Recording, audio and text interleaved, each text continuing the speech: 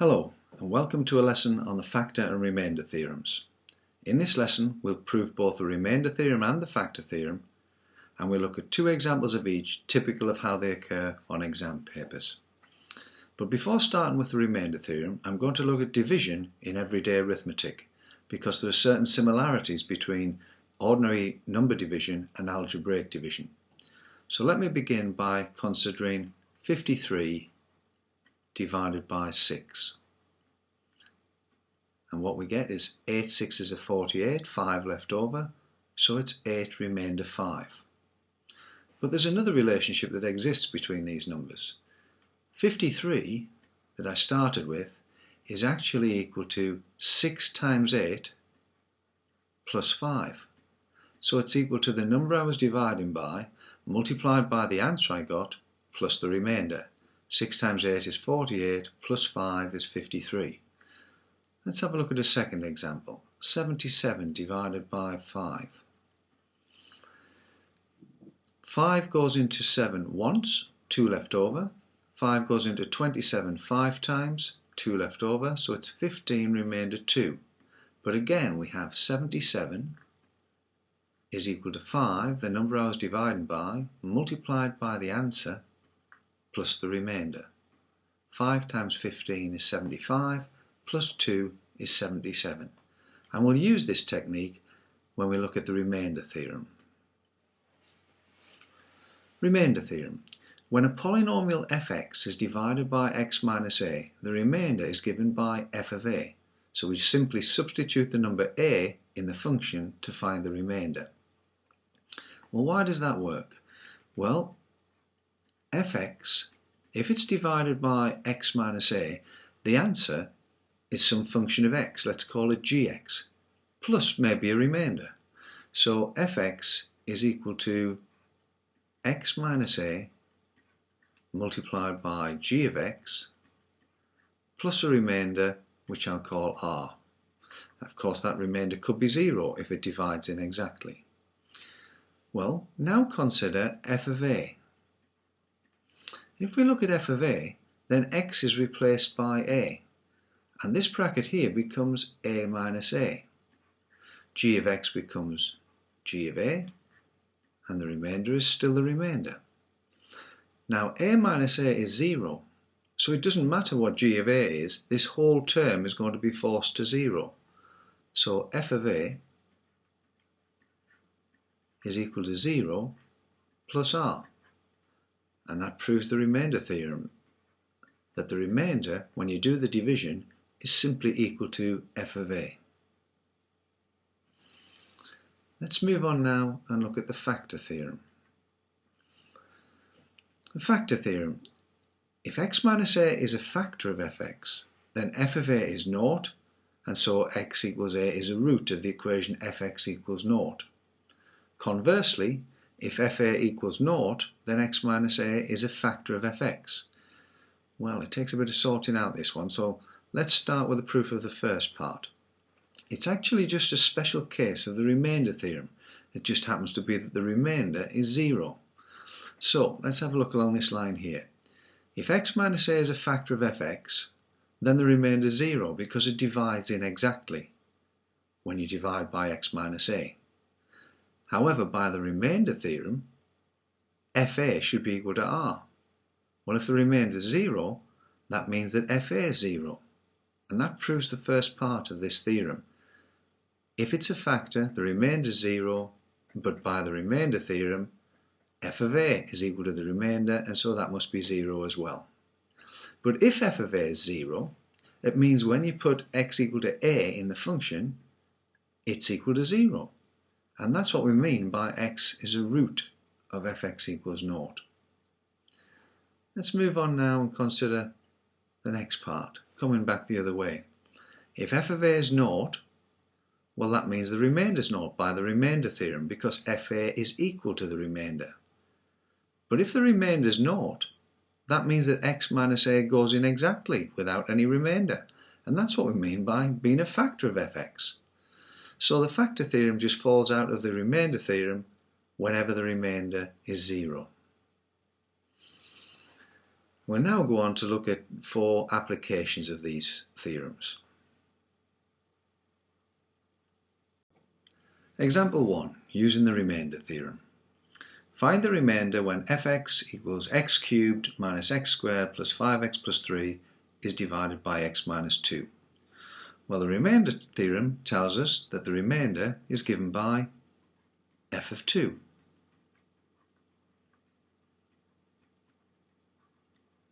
The remainder theorem says when we divide fx by x minus a, the remainder is given by f of a, so if we divide by x minus 2, the remainder is given by f of 2. As simple as that.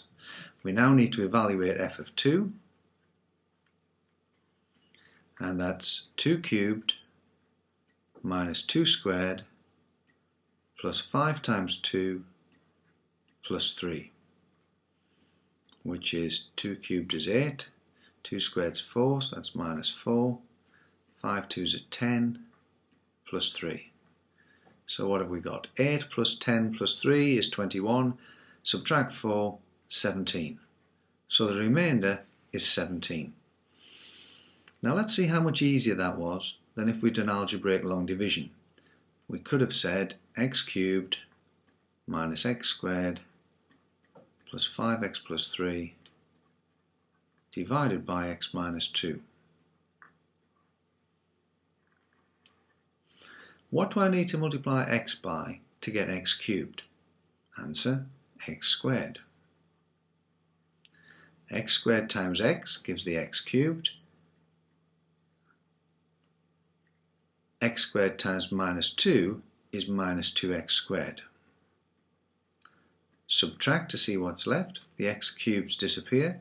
Minus x squared minus minus 2x squared. That's minus x squared plus 2x squared, which is plus 1x squared. Bring down the next term. Now what do I need to multiply x by to give me plus x squared? Answer, plus x. Plus x times x is plus x squared, but I've also got plus x times minus 2, which is minus 2x. Subtract, the x squareds disappear. 5x minus minus 2x is 5x plus 2x, which is plus 7x. And bring down the next term. What do I multiply x by to get plus 7x? Answer, plus 7. 7 times x is plus 7x.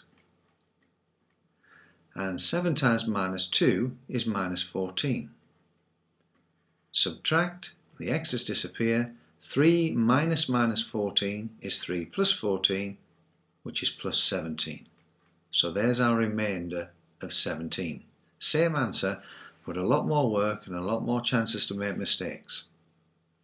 And that concludes example 1. Example 2, using the remainder theorem. When fx equals x cubed minus 2x squared plus kx minus 3 is divided by x minus 4, the remainder is 49. Find k. Well, by the remainder theorem, if we divide by x minus 4, f of 4 will give us the remainder. However, we're told that the remainder is 49. So f of 4 must be 49. We now work out f of 4. F of 4 will be 4 cubed minus 2 times 4 squared, and kx, when x is 4, will be plus 4k minus 3, and that has to be 49. 4 cubed is 64. 4 squared is 16, minus 2 times 16 is minus 32. Plus 4k minus 3 equals 49. So we've got 4k on the left hand side. 64 minus 32 is 32. 32 minus 3 is 29. So 4k plus 29 is equal to 49, which means that 4k is 49 minus 29. 4k is equal to 20, and so k is 20 divided by 4. Answer, k is equal to 5.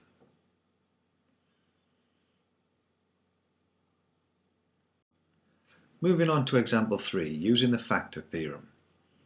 Let fx equal x cubed minus 5x squared plus 2x plus 8. Use the factor theorem to fully factorize fx and hence sketch the graph of y equals fx. So we're going to begin by trying to write fx as 3 factors multiplied together. They'll all have a single x in them because we have a single x cubed in fx. And we need to find out what numbers go in the brackets with the x's. Now then, the factor theorem says if I can find f of a equal to 0, then x minus a will be a factor. But I can see that the 3 numbers that go in these brackets have to multiply together to give the constant term on the end, plus 8. So there's only any point in trying factors such as 1, 2, 4 and 8. There's no point trying 3, 5, 6 or 7 because they don't divide into 8. So we'll begin by looking at f of 1. F of 1 is 1 cubed minus 5 times 1 squared plus 2 times 1 plus 8. And that gives 1 minus 5 plus 2 plus 8. So we've got what? 1 plus 2 is 3 plus 8 is 11, take off 5 is 6. So that's certainly not 0. Let's look at f of minus 1. And we get minus 1 cubed minus 5 times minus 1 squared plus 2 times minus 1 plus 8. Which is equal to minus 1 cubed is minus 1. This next term's got 3 negatives. The minus 1 squared times a minus 5. 3 negatives multiply to a negative.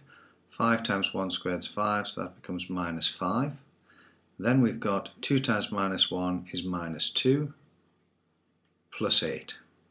And this time we've got 8 negatives and 8 positives, so it does come to 0.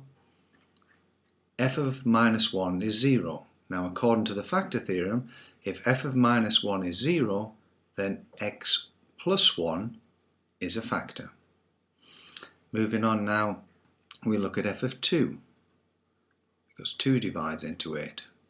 So f of 2 is equal to 2 cubed minus 5 times 2 squared plus 2 times 2 plus 8. Which is equal to 2 cubed is 8.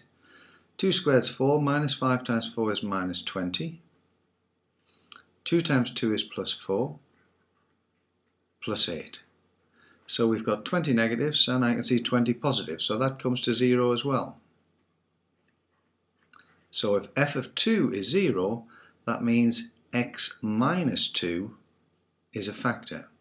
Remember, if f of a is 0, x minus a is a factor.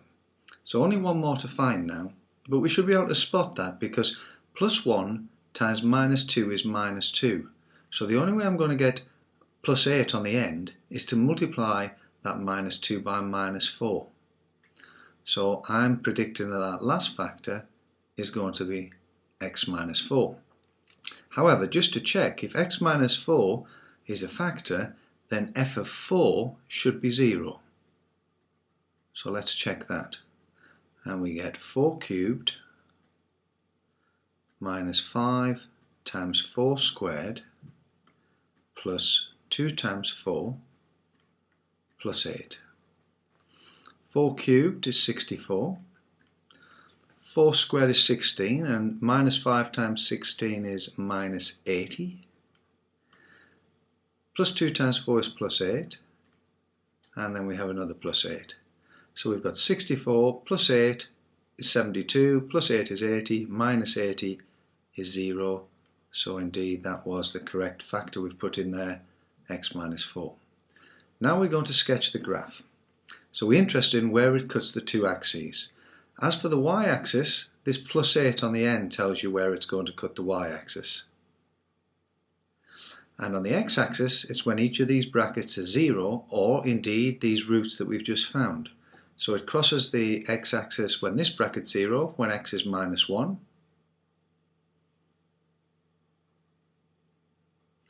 And it crosses the x-axis when this bracket's 0, when x is 2. And when this bracket's 0, when x is 4. So I need 2 and 4. And we've got positive x cubed, so the general shape of it is like that. So we're coming up here, through there, and that completes the sketch.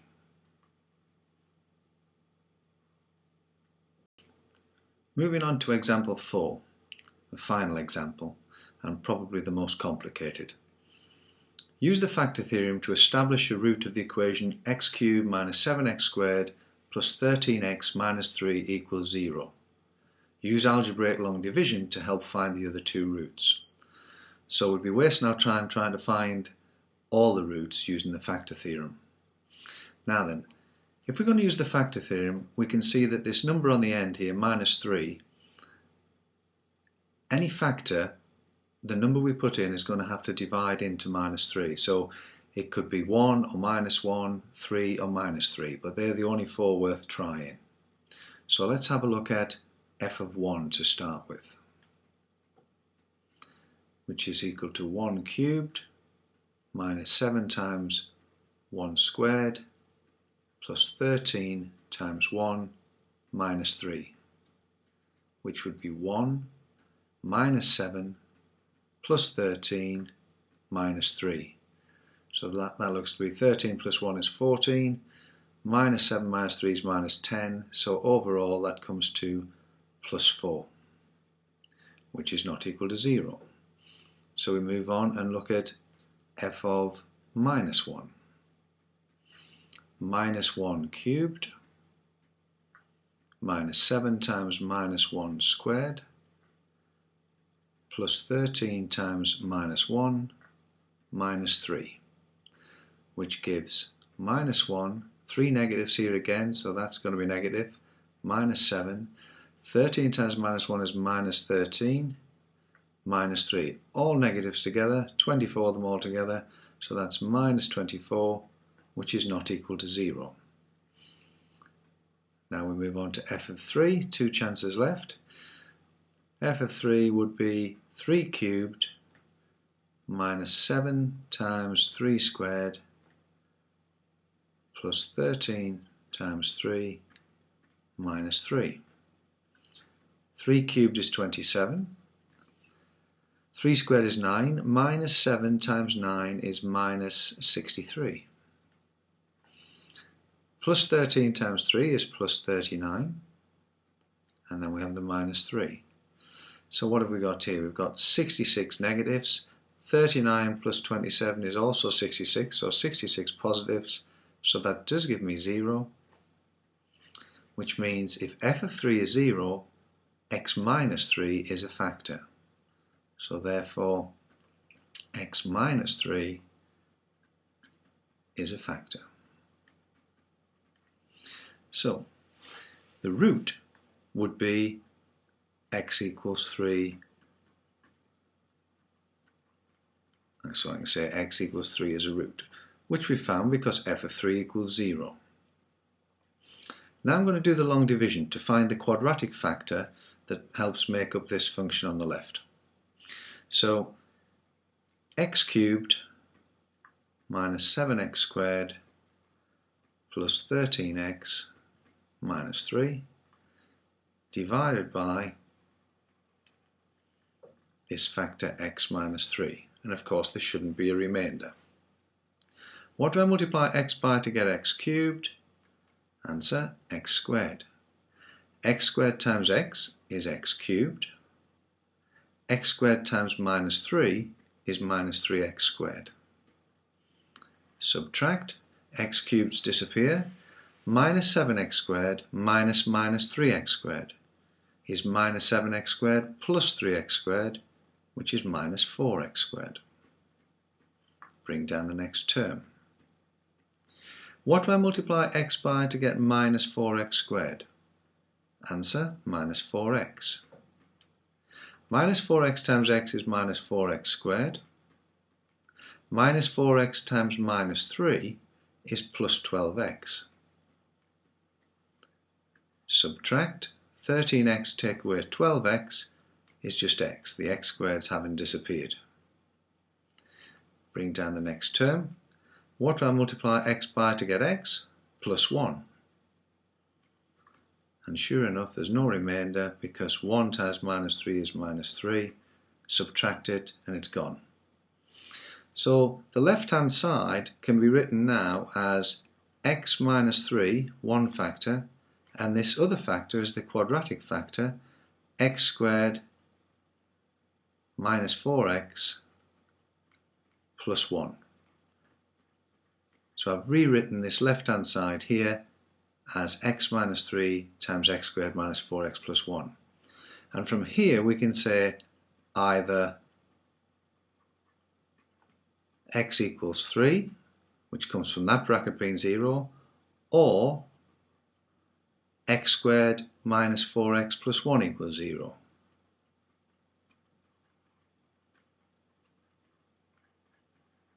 And we'll now need to solve this quadratic equation here to find the other two roots. Right, so I've called this fx on the left hand side. Fx is equal to x minus 3 multiplied by x squared minus 4x plus 1. Now to find the roots here, we're going to use the quadratic formula. No point in trying to factorize it, or the question wouldn't have said use algebraic long division. We could have used the factor theorem. So x is equal to minus b plus or minus the square root of b squared minus 4ac divided by 2a.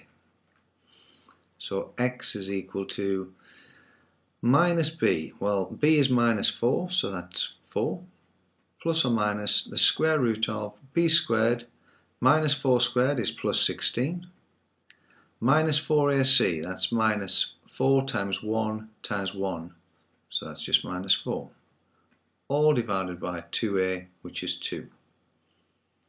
So x is equal to 4 plus or minus the square root of 12 over 2.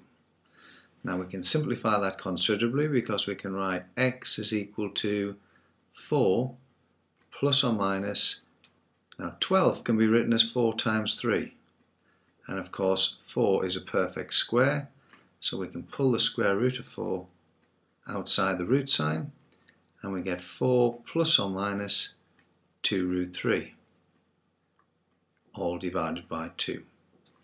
And finally we can divide both parts of the top by 2 and we get 4 divided by 2 is 2 plus or minus 2 root 3 divided by 2 is root 3.